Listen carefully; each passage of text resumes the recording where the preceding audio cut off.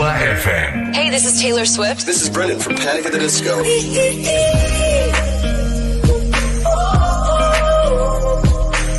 the only one of me. Baby, that's the part of you. So let's fly away. I've never been so wide awake. No, nobody but me can keep me safe. I'm on my way. My name is Alan Walker. Give it up for Sabrina Carpenter. Please welcome Marshmello and Churches. Every day, you're saying the words that I want you to say. I'm on my way. Searching everybody never let me in.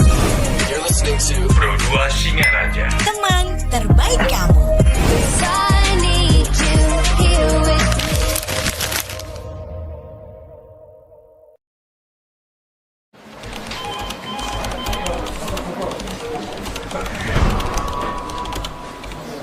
Kerjaan banyak banget dah.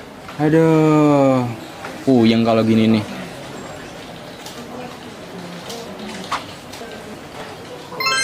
Untung ada ini.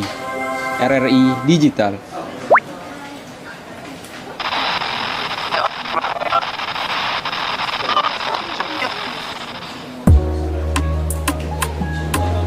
Nah, ini baru asik.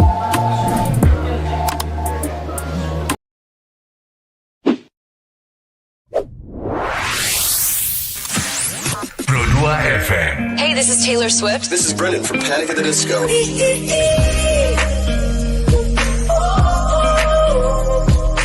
I'm the only one of me. Baby, that's the part of you. So let's fly away. I've never been so wide awake. No, nobody but me can keep me safe. I'm on my way. My name is Alan Walker. Give it up for Sabrina Carpenter. Please welcome Marshmello and Churches. Every day, you're saying the words that I want you to say. I'm on my way. Searching everybody never let me in. You're listening to Pro 2 Singaraja. Teman terbaik kamu. 'Cause I need you here with me.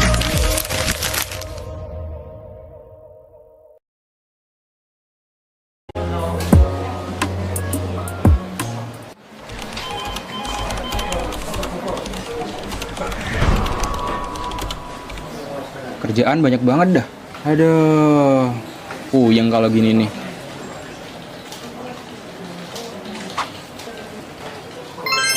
Untung ada ini. RRI Digital.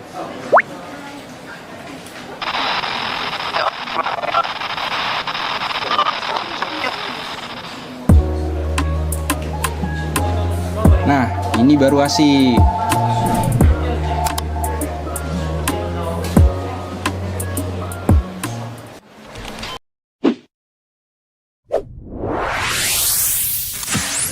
Pro 2 FM. Hey, this is Taylor Swift. This is Brendan from Panic at the Disco.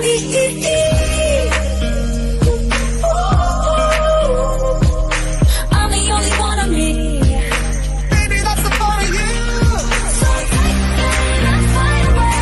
I've never been so wide awake. No, nobody but me can keep me safe. I'm on my way.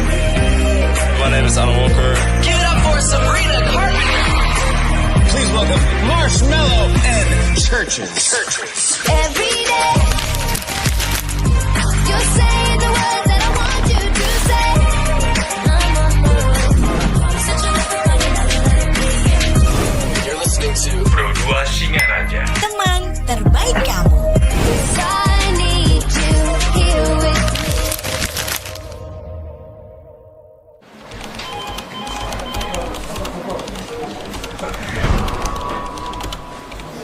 Kerjaan banyak banget dah. Aduh. Puyeng kalau gini nih.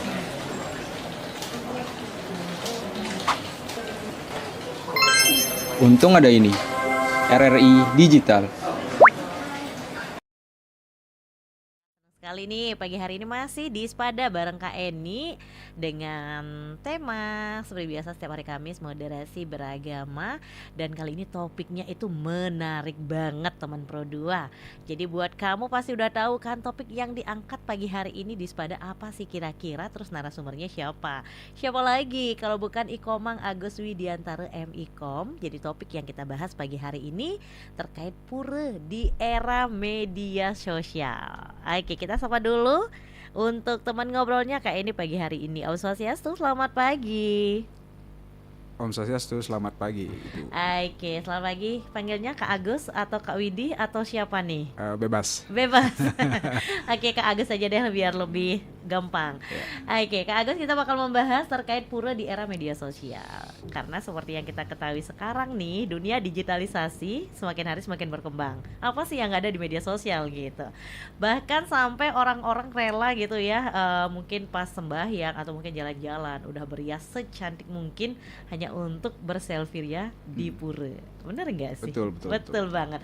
Nah, gimana nih tanggapannya Kak Agus sendiri terkait pura di era media sosial seperti sekarang ini?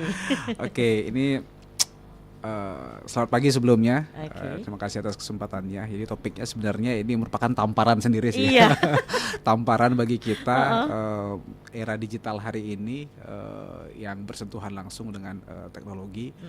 Dari bangun pagi sampai malam sampai bangun lagi, dekat dengan gadget kita. Betul. Ternyata gadget ini, alat komunikasi ini tidak hanya dalam konteks keseharian kita untuk berkomunikasi, membangun relasi, bisnis hari ini, bahkan menyikapi berbagai isu politik dan lain sebagainya, tapi merambah ke wilayah-wilayah spiritual, khususnya di pura tadi yang disebut. Saya kira bukan hanya dalam konteks Hindu saja, tapi hampir semua agama mengalami fenomena ini. Nah, dalam konteks ini, pura di era media sosial ini menjadi fenomena populer di kalangan umat kita. Tidak hanya di Bali, tapi juga di berbagai daerah. Di awal saya sebutkan tadi bahwa media sosial, pura, dan gaya hidup beragama kita merupakan refleksi yang tidak bisa dilepaskan hari-hari ini. Jadi ketika kita ke pura tidak hanya orientasinya bersembahyang saja, untuk melakukan ritus saja, spiritual saja, tapi membangun eksistensi diri. Itu yang hari-hari ini bisa kita temukan di kalangan umat kita, khususnya di Bali. Hampir ke pura tanpa gadget omong kosong lah. Semuanya membawa gadget hari ini, gadget-gadget terbaik mereka. Kemudian setelah sembahyang atau sebelum sembahyang mereka berpose dan lain sebagainya. Kemudian berbagi cerita, pengalaman, dan atau hanya sekedar dokumentasi saja. Saya kira itu menjadi gambaran sih, gambaran kondisi keumatan kita di era digital yang ingin terkoneksi, terhubung, dan disaksikan oleh siapapun. Dan persoalan hari ini, apakah ini etis? Iya, betul. Ini menjadi persoalan. Etis atau tidaknya kan seharusnya kembali ke diri masing-masing. Sebenarnya kita ke pura ini tujuannya apa sih? Harusnya kembali ke esensi sih. Esensi ke pura itu kita untuk sembahyang, ritual, atau fokus membangun sensasi misalnya. Ini kan dua hal yang berbeda. Ketika kita fokus esensi ke pura, tentu yang dipersiapkan adalah mental, spiritual, dan biasanya tidak terlalu ribet. Tapi kalau kita sibuk ke pura membangun sensasi, itu yang ribet. Kalau nggak pakai gadget terbaik, yang termahal, kayaknya nggak pede deh. Kalau dulu mungkin umat kita sibuk atau fokus kepada aksesoris ya. Mungkin kebaya terbaik mereka, busana udang terbaik mereka, kamban terbaik mereka, bahkan yang termahal. Tapi hari-hari ini saya kira tidak, sudah bergeser ke alat teknologi mereka, yaitu gadget mereka yang harus terbaik. Saya kira itu. Oke, jadi memang itu fenomena yang ada. Ini pagi-pagi kita jadinya kayak ajang curhat ya. Karena seperti yang Agus tadi bilang, emang benar ini topiknya adalah tamparan buat kita banget gitu. Nah, jadi aku setuju banget sih. Sebenarnya kita tujuan dari ke pura itu apa sih sebenarnya gitu. Kalau memang untuk sembahyang kayaknya nggak ribet seperti Kak Agus yang bilang tadi. Tapi kalau sensasional, nah ini yang ribet. Jadi harus bawa beragam macam keperluan kan gitu.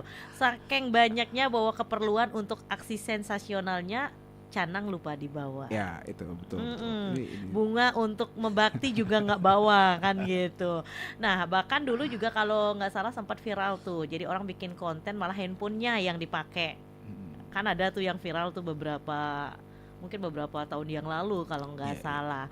Nah jadi kalau menurut Kak Agus sendiri gimana sih caranya, mungkin karena Kak Agus juga selaku dosen gitu, nah mungkin membimbing anak didiknya yang masih Gen Z, karena sekarang kita dihadapkan dengan orang Gen Z kan ya.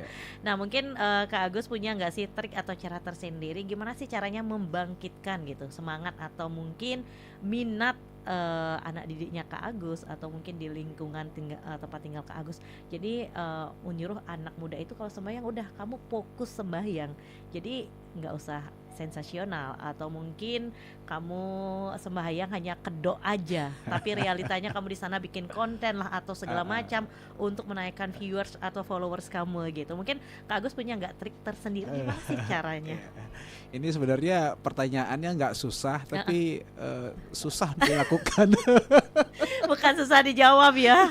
Kalau jawabannya gampang banget ini. Susah diterapkan. Susah diterapkan. Okay. Bukan untuk hanya anak-anak muda saja, Gen Z saja, tapi semua generasi lah, millennials, Gen X, baby boomers dan seterusnya. Itu sebenarnya kita memiliki pengalaman spiritual yang beragam tentunya dari keluarga masing-masing, dan itu sudah dicontohkan oleh leluhur, oleh orang tua kita. Namun hari-hari ini kan sudah bertransformasi, terus berubah sesuai dengan perkembangan zaman. Tentu yang tidak kalah penting adalah seperti yang tadi disampaikan di awal, sebenarnya apa sih tujuan kita ke pura? Sebenarnya tujuan ini yang akan membentuk persiapan kita sebelum kita ke pura sendiri. Saya kira sah-sah saja hari ini kita menggunakan teknologi kemanapun ya. Betul. Karena itu kita harus akui, karena tanpa teknologi mungkin kita susah untuk melakukan komunikasi dengan efektif dan efisien. Yang menjadi persoalan kan berlebihan ini. Nah, saya kira itu yang menjadi persoalan kemudian.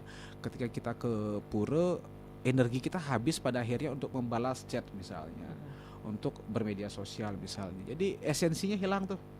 Apakah kita fokus sembahyangnya, berritualnya, spiritualnya, atau fokus melayani pesan-pesan yang masuk. Kemudian bersembahyang di era digital ini notifikasinya banyak banget, gangguannya banyak banget, seperti itu. Kalau dulu mungkin berisiknya di sekitaran ya, sekitar, tapi sekarang berisiknya di HP. Dan apalagi adik-adik atau teman-teman Gen Z ketika notifikasi dikit saja udah emosionalnya cepat tuh. Megang HP cepat dan lain sebagainya. Jadi tidak mau lepas lah. Bukan hanya Gen Z, hampir semua generasi seperti itu. Ada pesan yang masuk, nanti ada kekhawatiran ketika pesan itu tidak dijawab, ada orang yang marah, tersinggung, apalagi urusan kerja misalnya. Ini konsekuensi era digital yang terhubung 1x24 jam. Dan ini membuat kita toksik hari-hari ini. Ini persoalannya. Bahkan secara psikologi hidup kita nggak sehat hari ini. Itu. Kenapa? Karena kita terkoneksi terus. Orang yang setiap hari terhubung 1x24 jam dan membangun komunikasi, dan tiba-tiba disuruh berhenti, stres. Ya ini kan stres. Karena sudah menjadi candu. Media sosial, gadget itu sudah menjadi candu. Dia menjadi pacar hari ini, menjadi suami istri kedua mungkin yang selalu diutamakan atau menjadi pacar kedua yang sering diutamakan. Hari-hari ini kan seperti itu. Dia menjadi teman terbaik manusia lah. Saya nggak apa kesepian, yang penting ada gadget. Misalnya seperti itu. Saya nggak apa lupa dompet, yang penting ada gadget. Karena semua ada. Karena semua udah terkoneksi. Belajar juga bisa di sana. Berselancar apapun bisa dilakukan di sana. Makanya orang sesepi apapun hari ini mereka tetap ramai sebenarnya di media sosial, karena mereka banyak hiburan di sana, terkoneksi satu dengan yang lain. Nah kemudian untuk tips dan trik, saya kira mungkin sudah banyak media-media sudah menyampaikan di ruang-ruang digital, online dan lain sebagainya. Sebenarnya harus ditetapkan prioritas kita ke pura itu apa, mau tidak mau ya, harus ada ruang jeda untuk diri kita sendiri. Karena media sosial itu ibaratkan perut ya, harus diisi terus karena dia lapar. Konten itu kan media sosial itu membutuhkan konten untuk terus diposting, di-share dan lain sebagainya. karena dia membutuhkan makanan itu. Makanannya apa? Itu aktivitas kita hari-hari ini. Aktivitas keseharian kita baik formal maupun informal maupun remeh-temeh. Itu yang dibutuhkan oleh media sosial. Habit kita di-capture di sana hari ini. Nah, kemudian membentuk algoritma ekosistem kita kemudian terus berulang di sana dan mempengaruhi circle ya. Dengan siapa kita bergaul, tentu dengan orang-orang itu yang akan muncul di media sosial. Termasuk barang-barang konsumsi atau hiburan yang sering kita klik mungkin ya. Itu akan terus terkoneksi dan muncul lagi. Karena ekosistem itu sedemikian rupa. Dan mindset teknologi memang seperti itu, membuat kecanduan. Nah, pertanyaannya adalah sampai kapan? Kan itu. Saya kira dampak negatif mengenai candu media sosial, gadget itu sudah banyak melakukan risetnya. Bisa stres, kemudian lupa diri, kita kurang konsentrasi, kemudian kita terlalu kurang mandiri dalam informasi, kita mengandalkan teknologi dan lain sebagainya. Nah, dalam konteks ini kita kembali dalam konteks pura, saya kira kita kembali bahwa tujuan kita ke pura apa. Kemudian yang kedua, saya kira membuat konten dimanapun persoalannya hari ini bukan salah atau benar, tapi etis atau tidak etis. Kalau ke pura mungkin lebih dikontekstualkan. Transformasi boleh. Jadi giring narasi yang dibangun tidak hanya sekedar entertain ya, tapi membangun edukasi. Harusnya itu. Misalnya teman-teman ke pura memposting ini di pura apa, siapa yang dipuja di sana, saya kira lebih informatif dan mengedukasi. Jadi sehingga yang muncul di media sosial itu tidak hanya sekedar foto personal saja, gaya-gayaan saja, tapi informasi penting yang ingin diketahui oleh publik apa. Karena jujur orang mencari informasi hari ini bukan di koran, tapi di media sosial. Tapi kalau media sosial isinya receh-receh saja, orang kan pada akhirnya mindsetnya terbentuk seperti itu. Nah, harapan saya siapapun ya, khususnya Gen Z, agar sudah mulai bertransformasi informasi yang disajikan sesuai dengan konteksnya. Kalau ke pura tentu menyesuaikan. Di sana pura apa, kemudian pemaknaannya apa dan lain sebagainya. Sebenarnya itu tidak susah untuk mencari informasi itu. Tinggal di googling saja disesuaikan dengan kontekstual di lapangan. Kalau memang tertarik ke sana sehingga kehadiran kita di media sosial itu kan bermanfaat. Jadi berbuat kebaikan hari ini sebenarnya beragam, termasuk di ruang-ruang digital. Salah satunya menyampaikan informasi itu tadi. Saya kira itu. Oke, wah luar biasa nih teman Pro 2. Jadi banyak ya, ada masukan juga nih dari Kak Agus. Jadi boleh sih kita bikin konten, tapi ingat mungkin dikulas sedikit mengenai sejarah pura itu, mungkin misalnya atau mungkin tata tertib ketika orang pengen sembahyang di sana. Karena kan ada beberapa pura-pura yang memang punya aturan tersendiri atau aturan tertentu. Nah, seperti misalnya anggap dah orang yang memang datang bulan gitu kan biasanya nggak boleh masuk kan gitu ya. Nah, jadi mungkin dengan cara seperti itu jadi lebih menarik juga menarik juga orang untuk ternyata di pura ini, ternyata di daerah ini ada pura ini. Wah, bagus banget nih, ternyata puranya terbentuk puranya ini sejarahnya begini. Mungkin itu yang tadi dimaksud sama Kak Agus menjadi salah satu daya tarik juga. Jadi untuk orang-orang, untuk Gen Z pergi mungkin sembahyang ke pura tersebut. Tapi memang sih ya untuk menyadarkan minat anak muda ke arah seperti itu emang sih agak susah. Karena tadi kan Kak Agus juga bilang itu kembali ke diri masing-masing gitu. Nah, jadi yang punya diri kadang kurang sadar. Kalau disadarkan kadang ngegas gitu. Jadi memang agak susah sih ya sebenarnya apapun itu, karena namanya kita sembahyang itu pasti yang perlu ditekankan apa sih tujuannya kan gitu. Apa sih tujuannya, mungkin kita datang ke pura harus bawa sarana prasarana jadi seikhlasnya gitu, bukan hanya membawa perintilan untuk bikin konten mungkin di pura tersebut.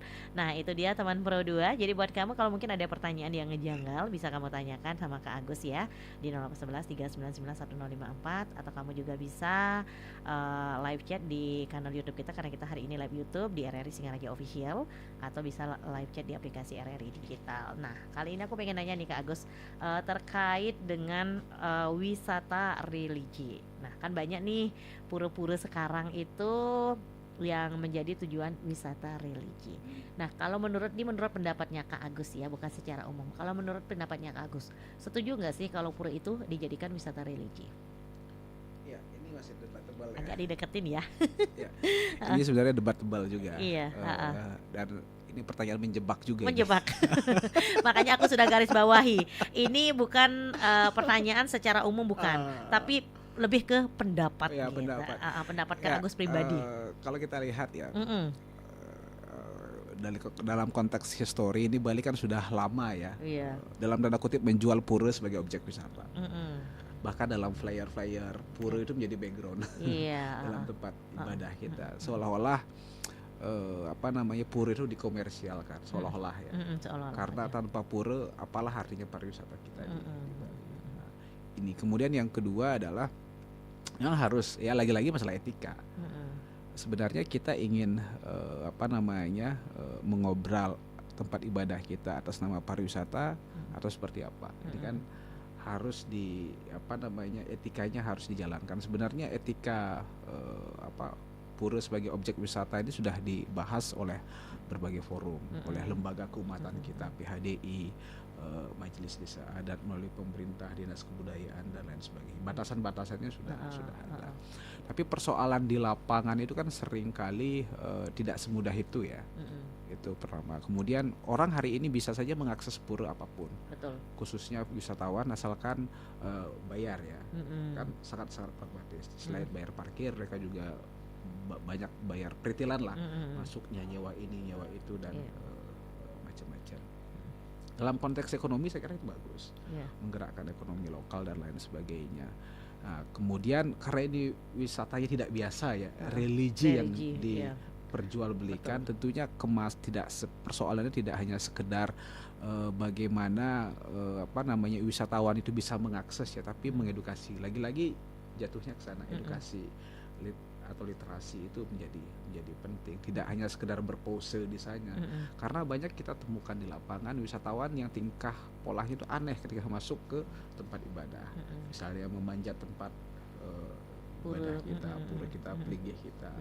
Bahkan mereka duduk di pelinggih yang kita sucikan, yang kita buatkan ritus setiap hari, setiap tahun dan seterusnya. Ini kan menjadi persoalan. Berarti ini menandakan bahwa literasi mereka tentang tempat ibadah itu berbeda, apakah karena ini tempat ibadah atau pariwisata. Ketika mereka menganggap pura itu sebagai tempat pariwisata, pada akhirnya mereka memposisikan mindset mereka adalah tempat wisata pada umumnya. Gitu.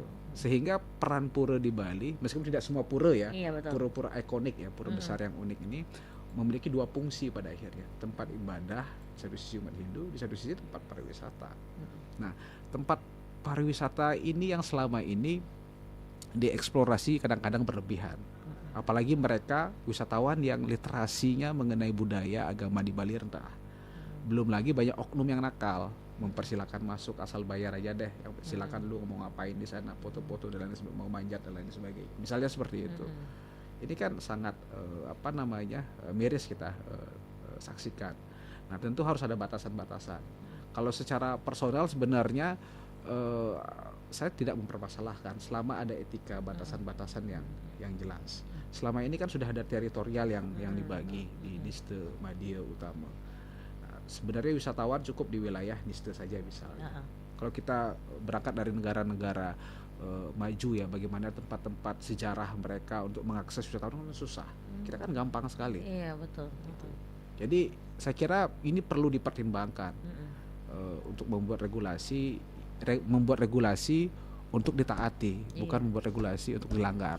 Persoalan kita kan hari ini kan membuat regulasi untuk dilanggar. Untuk dilanggar. Itu buat aturan untuk dilanggar atas nama uang yang masuk, pendapatan yang masuk. Kita pada akhirnya buta. Jadi ruang-ruang sakral kita menjadi propan hari ini dan dilecehkan. Kalau sudah dilecehkan siapa yang salah? Karena kita yang memberikan akses itu kan, memberi ruang-ruang itu, harusnya ya tuan rumah memproteksi itu. Jadi tidak hanya sekedar mencari cuan di sana, untung di sana, tapi ada hal-hal yang memang harus dibatasi, dipagari. Ya, kembali ke kita sendiri sekarang sebagai masyarakat, sebagai masyarakat yang menjunjung nilai-nilai itu. Itu saya kira yang penting di sana. Nah, kembali lagi bahwa Bali sudah memiliki branding sebagai pariwisata berbasis budaya. Budaya. Konsekuensinya ya itu tadi, tidak hanya positif-positif saja, buruk juga pasti ada. Pasti. Nah, ini pertanyaannya adalah siap nggak menerima itu? Oke. Karena selama ini kita lihat misalnya di media sosial banyak sekali menghujat turis dan lain sebagainya karena menghina dan lain sebagainya. Karena kita memberikan ruang itu. Ya, oke, Gitu. oke. Kalau kita tidak memberikan ruang itu, saya kira mereka nggak melecehkan kok. Iya. Ya tergantung kita sih. Iya. Makanya harus ada batasan-batasan yang jelas dan kita taat nggak dengan aturan yang sudah kita buat, Iya, bukan betul. sebaliknya. Saya kira itu, dan ini saya kira tidak mudah ya. Iya. Perlu penyadaran yang dalam, dan paling penting adalah masyarakat ya yang menikmati dalam tanda kutip ya. Jadi negosiasinya juga harus ada batasan. Iya. di lapangan, karena mau tidak mau, suka tidak suka, hari ini Bali kan sangat terbuka sekali. Saking terbukanya, ruang-ruang privat, ruang-ruang sakral itu juga sudah bisa mudah ditembus oleh wisatawan misalnya. Saya kira itu. Oke, nah itu pendapatnya dari Kak Agus sendiri ya terkait banyak pura yang dijadikan wisata religi, karena memang di Bali dikenal itu kan pulau 1000 pura kan gitu ya. Pasti orang-orang jadi pengen ke Bali itu pengen tahu nih kayaknya ada pura apa aja di Bali gitu. Nah banyak juga pura-pura yang tersembunyi gitu. Nah itu kalau pendapatan lagi kok jadi pendapatan kok jadi ke ekonomi. Itu pendapat dari Kak Agus sendiri. Oke, nah jadi buat teman Pro 2 aku masih tunggu ya atensi kamu semuanya. Kalau pengen nanya-nanya silakan di WhatsApp Pro 2 FM di 0811 399 1054, atau kamu juga bisa live chat di aplikasi RRI Digital atau di channel YouTube kita RRI Singaraja Official. Jangan kemana-mana, tetap di Pro 2 dan jadikan teman terbaik kamu karena kita Indonesia.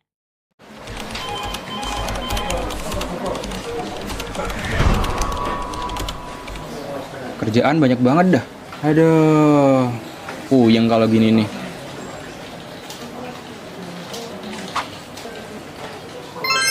Untung ada ini, RRI Digital.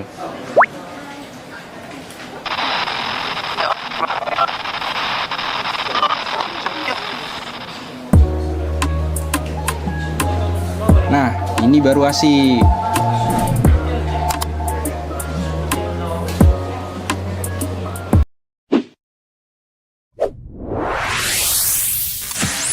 Pro 2 FM. Hey, this is Taylor Swift. This is Brendan from Panic at the Disco.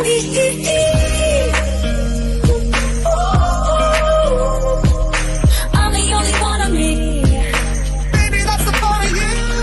So take that fire away. I've never been so wide awake. No, nobody but me can keep me safe. I'm on my way. My name is Alan Walker. Give it up for Sabrina Carpenter. Please welcome Marshmello and Churches. Every day, you're saying the words that I want you to say. Such a You're listening to Pro 2 Singaraja. Teman terbaik kamu. I need you here with me.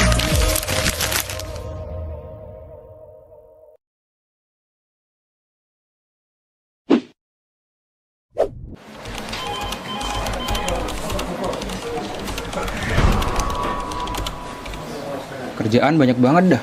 Aduh, puyeng kalau gini nih.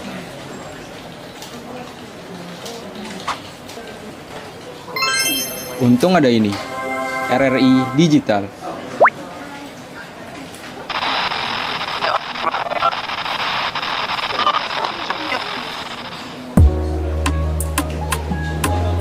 Nah, ini baru asik.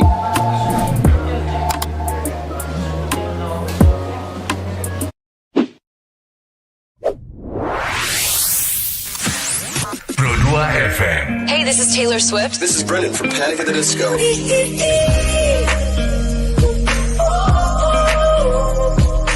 I'm the only one of me. Baby, that's the part of you. So take that fire away. I've never been so wide awake. No, nobody but me can keep me safe. I'm on my way. My name is Alan Walker. Give it up for Sabrina Carpenter. Please welcome Marshmello and Churches. Every day, you're saying the words that I want you to say. I'm on my way. Such a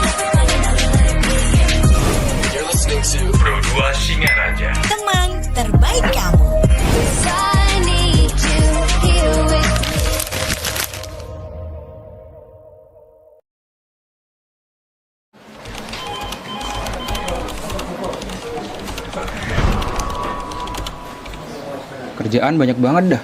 Aduh. Repro 2 Singaraja, teman terbaik kamu, karena kita Indonesia masih di Spada untuk pagi hari ini, teman Pro 2. Jadi kayak ini masih bareng Kak Agus. Kita masih membahas terkait pura di era media sosial seperti apa.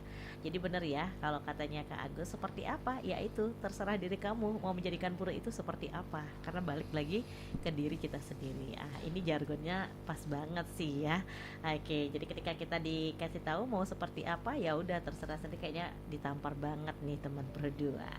Oke, nah kali ini aku kembali ya, bakal nanya-nanya lagi nih sama Kak Agus. Teman berdua juga bisa banget kok kalau pengen nanya. Kita masih tunggu, kita masih punya waktu yang lumayan panjang banget teman berdua.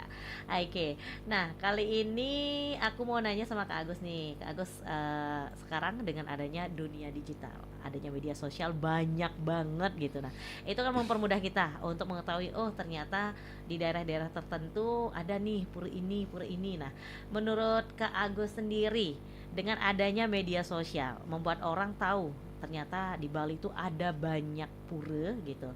Nah, ini menurut Kak Agus pengaruhnya pasti ada positif ada negatif.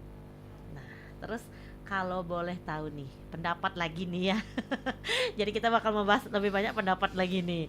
Nah, kalau pendapat dari Kak Agus sendiri nih, dampak positif sama negatifnya seperti apa sih dengan adanya media sosial, orang tahu jadinya banyak pura gitu.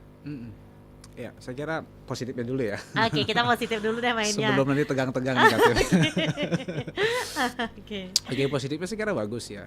Kalau dulu kan susah ya, kita tahu Betul. pura ini, pura itu dan segala macam fungsinya ya. Iya. Sekarang sebelum ada era podcast, sekarang media sosial, dulu ada website, banyak informasi lewat blog ya. Iya. Kita mengakses beragam fungsi, bentuk, makna pura. Apakah itu pura sakral, tingkatan pura itu apa dan lain sebagainya, lokasinya di mana. Bahkan tidak sedikit kalau sekarang kita lihat pura-pura sudah memiliki akun-akun media sosial. Apalagi ada kontak person dari pemangkunya di sana. Sehingga memudahkan kita untuk mengetahui lebih detail jadwal dan lain sebagainya, termasuk informasi mengenai feodalan misalnya atau Pujawali di pura tersebut. Saya kira secara informatif sangat lengkap ya hari-hari ini, tidak hanya di media sosial saja, tapi di story kan, apalagi musim-musim hari raya ya, itu sudah dengan mudah kita temukan. Kemudian positif yang kedua selain informatif, tentu menimbulkan ke pura hari ini tidak hanya sekedar berritual saja, tapi harus kita akui juga menjadi gaya hidup hari ini. Lifestyle. Jadi lifestyle yang positif saya kira. Jadi kita ke pura di sana tentu tidak hanya setelah sembahyang kita bertemu dengan rekan, kawan yang lama mungkin dan lain sebagainya. Hubungan sosial kita juga baik secara terjalin dengan baik di sana. Kemudian ada hal-hal yang secara spiritual juga kita happy ya. Karena proses kita menuju ke pura itu kan prosesnya panjang ya. Mungkin pura yang dekat tidak terlalu, tapi proses pura yang jauh kan membutuhkan persiapan yang matang. Jadi bagi teman-teman umat yang menikmati itu saya kira sangat-sangat happy ya. Dan sambil mereka konten dan lain sebagainya, berbagi cerita, berbagi foto dan seterusnya. Nah, kemudian itu juga memudahkan para wisatawan yang pada akhirnya ingin mengetahui lebih jauh keberadaan pura. Jadi wisatawan di Bali tentu hari ini tidak hanya sekedar ingin menikmati hiburan saja ya, tapi mereka tidak sedikit juga tertarik kepada ruang-ruang spiritual hari-hari ini. Mereka ingin beryoga, bermeditasi, bahkan mereka mensimulasi diri mereka sebagai orang-orang Bali pada akhirnya hari ini. Tidak sedikit kita cermati bahwa wisatawan sudah ramai atau jamak kita lihat menggunakan busana adat Bali. Mereka seperti halnya orang Bali pada umumnya, melakukan aktivitas persembahyangan, melakukan ritual dan lain sebagainya. Terlepas mereka paham atau tidak ya, fenomena itu sering kita temukan. Bahkan tidak sedikit dari mereka yang sudah melakukan melukat misalnya di berbagai pura misalnya, atau objek-objek wisata tertentu yang memfasilitasi melukat. Dan melukat hari ini sudah dimodifikasi juga. Ini menarik kalau kita cermati di Bali. Nah, dalam konteks positif saya kira banyak positifnya, tentu negatifnya juga ada. Semakin mudah, semakin gampang informasinya, tentu orang juga memiliki motivasi yang berbeda-beda ke pura. Kita temukan kasus-kasus di lapangan, bagaimana semakin melimpah ruahnya informasi memudahkan mereka untuk mengakses pura tersebut. Hal-hal yang tidak diinginkan, hal-hal yang tidak sepantasnya dilakukan di pura itu dilakukan. Itu sering kita temukan beritanya, ada yang maling misalnya di pura tersebut. Kemudian yang kedua melakukan hubungan badan misalnya. Kemudian pelecehan terkait simbol-simbol tertentu, atau hal-hal lain yang merugikan pengempon di sana atau aset-aset pura itu sendiri. Secara normatif kita temukan seperti itu. Kemudian kalau dulu mungkin tidak seperti sekarang ya. Kalau dulu saya masih ingat betul ketika banyak konten-konten di TV yang melakukan siaran di pura-pura ya. Ada acara-acara paranormal misalnya yang melakukan proses syuting di pura, kemudian menganggap pura tersebut sebagai rumah setan dalam tanda kutip. Itu sempat viral dulu, zaman-zaman dulu ya, tahun kalau nggak salah 2015-2016. Dan bagaimana mereka menafsirkan, merepresentasi pura itu horor, saking sakralnya ya, ada penghuninya dan lain sebagainya. Nah, ini juga dampak negatif bahwa tidak semua informasi yang melimpah ruah mengenai pura itu bisa direspon dengan positif. Lagi-lagi dalam konteks media, hari ini media membutuhkan informasi yang unik dan menarik. Salah satunya Bali kan saya kira salah satu tempat unik dan menarik. Pura salah satu objek yang menarik untuk dieksploitasi dalam konteks media hari-hari ini. Mereka yang senang spiritual, kemudian dengan beragam bumbu-bumbu spiritual ya, tentu itu akan dieksploitasi. Terlepas ada yang mengedukasi, ada yang tidak, ada yang berlebihan, ada yang hiperbola. Tentu ini harus ada batasannya. Lagi-lagi kata kuncinya adalah dampak media yang luas hari ini tentu membawa dampak-dampak positif dan negatif, dan sekali lagi kita harus mencermati itu batasan-batasan etikanya sejauh mana. Dan pada akhirnya hari-hari ini kita cermati tempat ibadah yang mungkin dulu disakralkan, sekarang saya kira sudah mengalami profanisasi ya, biasa-biasa saja tuh. Pada akhirnya seperti itu. Banyak orang yang kemudian dalam tanda kutip menyepelekan ya, biasa saja tuh. Karena ya sudah dimediasi oleh media, dipublikasikan, oh ini gitu, cuma hanya konten kok, ini hanya konten, hanya ini, sehingga ya biasa-biasa saja. Meskipun tidak semua orang berpersepsi seperti itu, tapi bagi mereka yang percaya saya kira berbeda. Tapi mereka yang memiliki kepercayaan lain saya kira juga berbeda juga pandangan melihat fenomena itu. Nah, tentu kearifan itu harus dijaga gitu, harus bijak juga. Pura sebagai wilayah parahyangan di Bali, ibaratkan kepala ya, harus disucikan, tentu ada porsinya. Jangan semuanya dieksploitasi. Saya kira itu penting ya. Tidak hanya ujuk-ujuk demi konten kita melakukan apapun ya, khususnya hal-hal yang disakralkan di pura. Saya kira itu. Oke, jadi itu dampak positif dan juga negatif dengan banyaknya beredar pura-pura di media sosial gitu. Nah, jadi mungkin tadi dampak negatifnya seperti yang Kak Agus bilang, malah di pura itu melakukan hal-hal yang memang tidak selayaknya gitu. Nah, itu kenapa bisa terjadi? Yaitu kembali lagi ke diri kita masing-masing. Jadi tujuan utama dari ke pura sebenarnya apa sih? Nah, terus gimana sih? Karena sekarang kan udah banyak nih di media sosial beredar gitu ya. Oh, pura cara sembahyangnya padahal udah dikasih tahu nih. Kalau misalkan dianggap nih ke salah satu pura mau melukat gitu. Jadi apa sih syarat-syarat yang harus dibawa? Kan itu udah ada sekarang, semuanya ada di media sosial. Sampai tadi Kak Agus juga bilang bahkan kontak person jero mangkunya juga sudah ada. Jadi kita mungkin bisa bikin janji kapan nih mau nangkil ke pura itu kan gitu. Ya. Nah, itu sekarang udah dipermudah banget dengan adanya media sosial. Tapi kembali, media sosial itu tidak hanya memberikan tren positif, tapi ada juga tren negatif-negatifnya tadi gitu.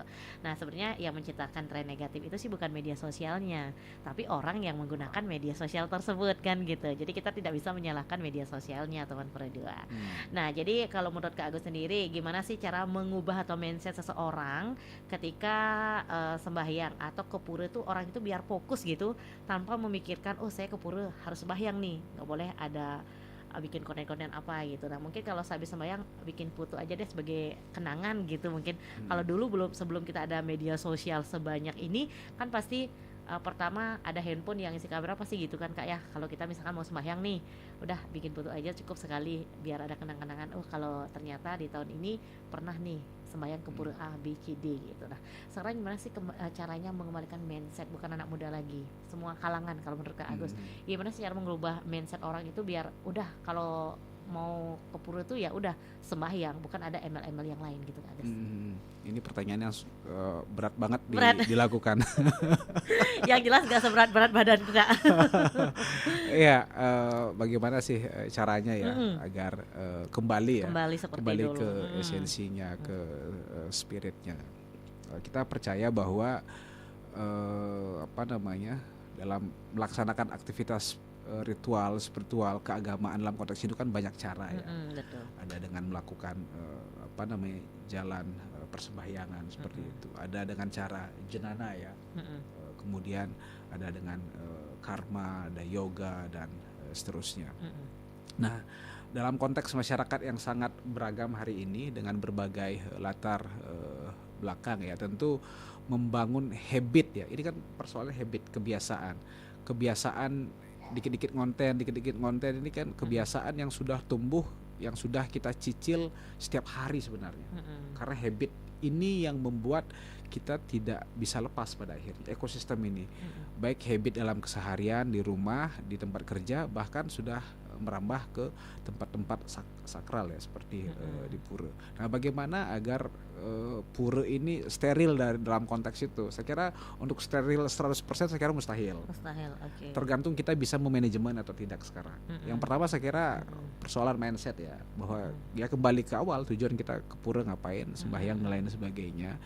Upayakan energi untuk spiritual, untuk sembahyang itu mungkin 70-80% lah. Selebihnya mungkin 20% itu untuk hiburan atau konten misalnya, silakan. Tapi dengan sewajarnya dan memang mengedukasi konten-konten yang diberikan kepada publik. Saya kira itu. Kemudian selanjutnya adalah ketika memang teman-teman ya, adik-adik Gen Z misalnya yang tertarik untuk membuat konten ya tadi, ketika kita ke pura harus disesuaikan kontennya yang memang membangun literasi mengenai informasi yang utuh terhadap pura tersebut, baik dalam konteks sejarah misalnya, fungsi atau fasilitas pura tersebut apakah sudah lengkap atau tidak. Itu bisa memberikan saran dan masukan, tidak hanya sekedar fungsi bentuk makna pura tersebut saja yang dijelaskan, bisa fasilitas lainnya sehingga bisa diketahui oleh publik. Mungkin masyarakat bisa memberikan donasi misalnya atau punya misalnya di sana pura tersebut banyak sampah. Jadi teman-teman bisa memposting di sini banyak sampah dan lain sebagainya, sekiranya bisa berdana punya dan lain sebagainya. Saya kira ini informasi yang positif sehingga umat aware dengan masalah tersebut dan bisa berbagi di sana, apakah mempunyai uang untuk membeli tempat sampah atau bisa juga dalam bentuk tempat sampah, misalnya dari korporasi atau individu atau komunitas. Jadi informasi yang dibutuhkan itu apa di pura tersebut. Misalnya pura tersebut mengalami kehancuran misalnya atau apa ya, atau bencana dan lain sebagainya, itu kan bisa diwawancara. Sekarang kan semua orang bisa menjadi jurnalis ya. Betul. Dengan sederhana sekali, merekam dan lain sebagainya. 5W1H itu kan ilmu yang gampang banget diakses di internet. Dan semua bisa melaporkan itu. Dan itu bisa menjadi citizen journalism hari-hari ini. Dan publik juga bisa nge-share sehingga kontennya lebih bermanfaat. Betul. Ketimbang hal-hal yang hanya sekedar ya foto-foto personal, gaya-gayaan ya, itu kan ya dangkal banget itu. Itu mungkin sebagai dokumen pribadi. Ketika ini menjadi dokumen publik, harusnya kontennya untuk publik. Mindset media kita gunakan, bukan hanya sekedar kita konsumsi personal ya. Saya kira itu penting untuk membangun empati ya kita ke pura juga membangun empati, membangun kebersamaan dan lain sebagainya. Kemudian kalau di Bali saya kira hampir sebagian besar, mungkin 80-90% pura kita sudah stabil ya, dalam artian pembangunannya udah oke, fasilitas mungkin sudah relatif bagus lah. Mungkin teman-teman yang ke pura ke luar daerah misalnya, itu sangat penting dibuatkan konten hari-hari ini. Kita umat Hindu kita sekarang di luar daerah itu kan sekarang sudah tumbuh, berkembang dan lain sebagainya. Dan tempat ibadah mereka sangat masih minim. Saya kira ini penting untuk dibuatkan konten. Misalnya di Pulau Jawa misalnya banyak pura-pura yang kondisinya sangat memprihatinkan sekali. Dan saya kira ini butuh simpati, dukungan dari semua umat, khususnya umat kita. Kalau hanya mengandalkan pemerintah saya kira sangat-sangat terbatas ya. Nah ini penting dibuatkan konten sehingga ada simpati dan untuk bisa mendukung. Nah kemudian pura hari ini tidak hanya sebagai ruang ritual tapi juga ruang edukasi. Misalnya ada aktivitas pasraman di sana, aktivitas pendidikan dan lain sebagainya. Itu bisa menjadi aktivitas yang menarik dan konten yang menarik. Gitu. Jadi siapapun yang ke pura hari ini bisa membuat ide-ide seperti itu. Sehingga ketika kita ke pura ada transformasi yang lebih literatif lah, yang lebih literasi dan dibutuhkan oleh masyarakat hari-hari ini. Saya kira 10, 20, 30 tahun lalu pura itu seperti apa dan hari ini sudah mulai berubah pura itu. Kalau dulu sebagai tempat ibadah, masa sih hari ini hanya cukup hanya untuk tempat ibadah? Apakah tidak ingin ada tambahan lain seperti tempat ruang literasi misalnya, edukasi misalnya. Misalnya Pura Besakih dengan fasilitas yang sangat luar biasa. Saya kira itu sudah cukup baik ya, dengan banyak fasilitas yang diberikan oleh pemerintah seperti itu. Jadi ada ruang edukasi di sana, ada ruang teater di sana untuk berdiskusi mengenai sejarah pura dan lain sebagainya. Sehingga pura akan menjadi konten yang baik ketika disajikan dalam konteks literasi yang baik juga. Saya kira itu. Dan harus dimulai oleh generasi hari ini. Saya kira generasi hari ini sangat kritis ya. Sangat kritis dan yang paling penting untuk mengedukasi mereka kita harus masuk ke wilayah konten. Harus kita akui. Kalau hanya ngasih dharma wacana saya kira nggak mempan hari ini. Harus menggunakan konten. Literasi agama hari ini menggunakan konten. Itu menjadi senjata ampuh untuk penyuluh agama Hindu hari-hari ini. Iya, okay. Saya kira itu. Oke, karena kalau misalkan kita hanya wacana aja istilahnya, kita ngasih cuma dharma wacana kayaknya nggak ngeresap gitu ya. Tapi kalau kita imbangi mungkin dengan cuplikan-cuplikan video atau mungkin editan-editan yang ya semenarik mungkin, nah itu mungkin siapa tahu bisa FYP gitu, jadi kan dilihat banyak orang. Nah jadi keren juga nih Taman Pro 2. Nah kalau menurut Kak Agus sendiri nih, jadi kalau kita lihat itu kan foto-foto pura itu banyak ada di Instagram dan juga di TikTok. Nah itu merupakan salah satu cara mungkin untuk mengenalkan bahwa di daerah tertentu ada pura-pura ini aja gitu. Nah kalau menurut Kak Agus sendiri, nah kalau dengan adanya konten seperti itu biasanya orang itu makin kenal budaya atau sekedar ikut-ikutan? Pendapatnya seperti apa? Karena kan biasanya gini nih, anggap misalkan beberapa bulan terakhir atau beberapa tahun terakhir ini tren melukat itu kan lagi hits banget gitu, lagi booming banget kan ya. Ternyata banyak banget ada di suatu daerah yang masih kategori terpencil gitu. Ternyata ada tempat melukat yang bagus banget. Jadi orang kan berbondong-bondong ke sana tuh untuk melukat. Sebenarnya tujuan awalnya mereka itu kan sebenarnya itu tempat melukat. Tapi kadang kan disalahgunakan. Jadi kesana bukan hanya melukat, tapi untuk bikin konten juga. Kan banyak tuh yang beredar. Nah, pendapatnya Kak Agus gimana? Dengan adanya tren melukat, bukan hanya melukat aja, tapi untuk sarana konten. Ya, saya kira ini ya kembali lagi Bali memang unik ya. Unik banget. Apa sih yang nggak ada? Bali itu unik dan semua layak untuk dikontenkan. Iya, Salah satunya adalah fenomena melukat. Jadi sebenarnya kalau kita lihat perspektif konten ya media hari ini, orang Bali lahir sampai mati bisa di konten. Itu kan sangat menarik. Iya, karena dipanggungkan dalam bentuk ritual dan budaya. Itu saya kira itu kekuatan, kekhasan, keunikan ada dalam budaya Bali. Dari lahir sampai mati itu bisa di konten yang menarik dari proses itu, karena ada mekanisme, ada ritus dan lain sebagainya. Nah, dalam konteks melukat tadi ya, Oke. saya kira ya melukat hari-hari ini sudah mengalami transformasi yang luar biasa saya kira. Jadi kalau dulu melukat menjadi sarana bagi orang yang percaya, umat yang percaya sebagai penetralan, kemudian ada kepercayaan tertentu lah untuk pengobatan misalnya, kemudian ada untuk penetralisir dan lain sebagainya, dan itu pada umumnya dilakukan oleh umat Hindu. Tapi sekarang itu sudah berkembang tidak hanya oleh umat Hindu, tapi juga para wisatawan, baik wisatawan domestik maupun dari luar. Dan seiring kebutuhan, pada akhirnya kebutuhan melukat ini ibaratkan produk ya, ibaratkan jasa semakin besar ternyata. Nah, semakin kesini tempat-tempat melukat baru kemudian Semakin muncul. semakin banyak yang muncul, baik muncul secara organik dan non organik. Oh, non organik berarti bukan sampah aja. Secara organik itu memang apa adanya. Apa adanya, iya. Yang non organik ini dibuat sedemikian rupa, Oke. di branding sedemikian rupa. Yang non organik ini biasanya mereka memang mungkin ya ada melalui proses tertentu sehingga disakralkan dan lain sebagainya karena kebutuhan juga, kemudian dipublikasikan, kemudian diberikan pendekatan-pendekatan ritual spiritual ala masyarakat Bali sehingga itu lebih metaksu ya. Itu yang belakangan berkembang. Bahkan setiap kabupaten kota ya, setiap kecamatan mungkin ada, desa-desa juga ada. Dan jumlahnya mungkin banyak ya di Bali. Belum lagi sumber melukat yang sederhana sampai yang di branding sedemikian rupa untuk wisatawan. Nah, marketnya pun ada pasar sekarang untuk orang lokal dan wisatawan. Dan ini mempengaruhi harga pada akhirnya. Melukat itu hari ini di Bali tidak gratis.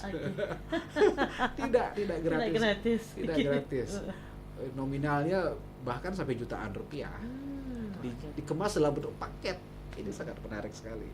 Yang kalau dulu kita ke pura mungkin hanya ya bayar parkir atau apa ya, atau beli canang atau bawa canang. Sekarang sudah banyak paket-paket pariwisata yang masuk untuk proses melukat. Karena melukat ini dipercayai banyak hal ya, sebagai healing juga iya, hilangin stres ya.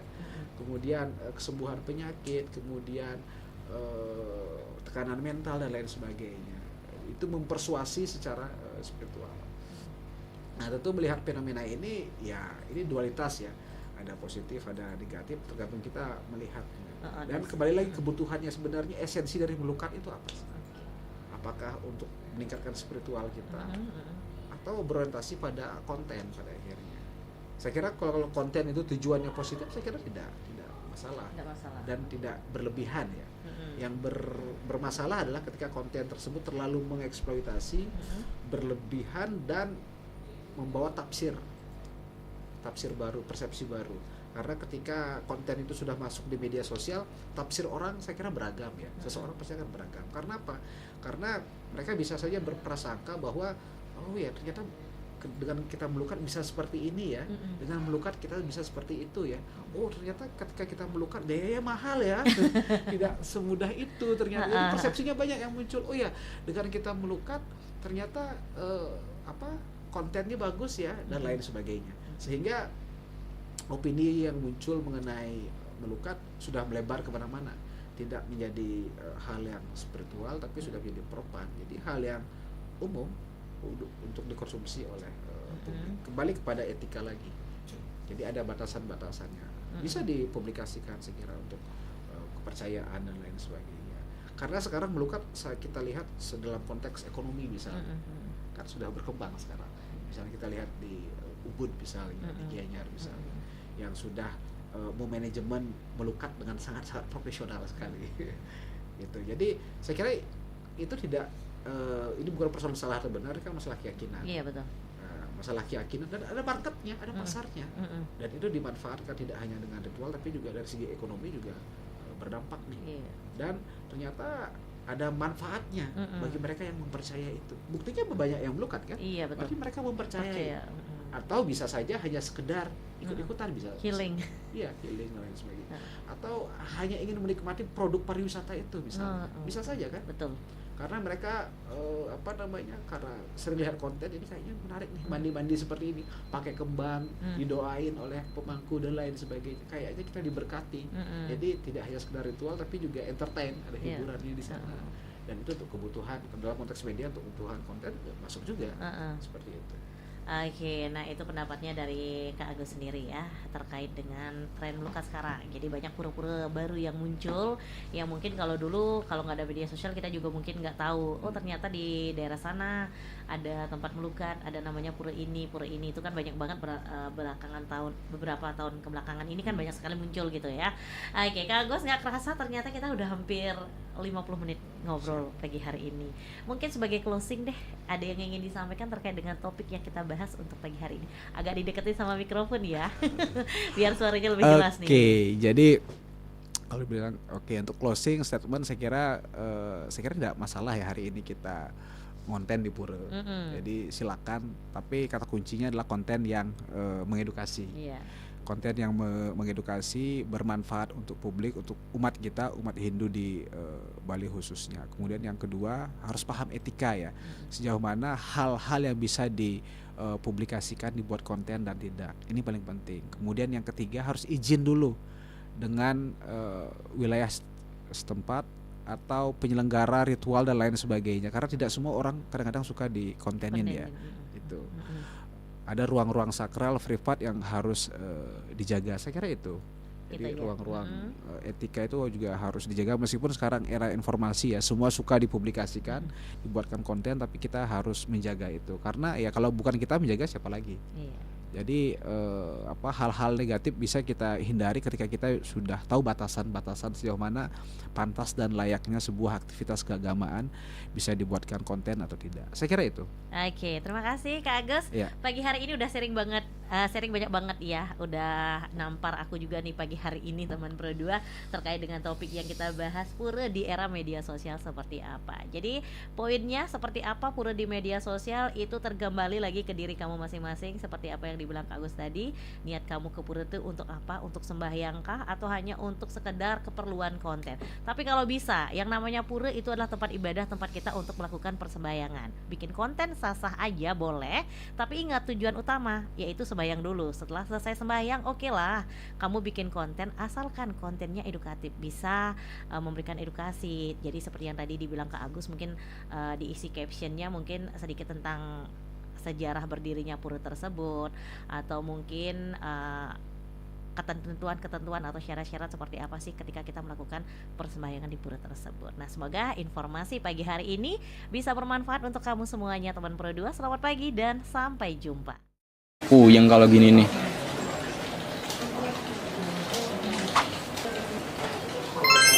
Untung ada ini, RRI Digital.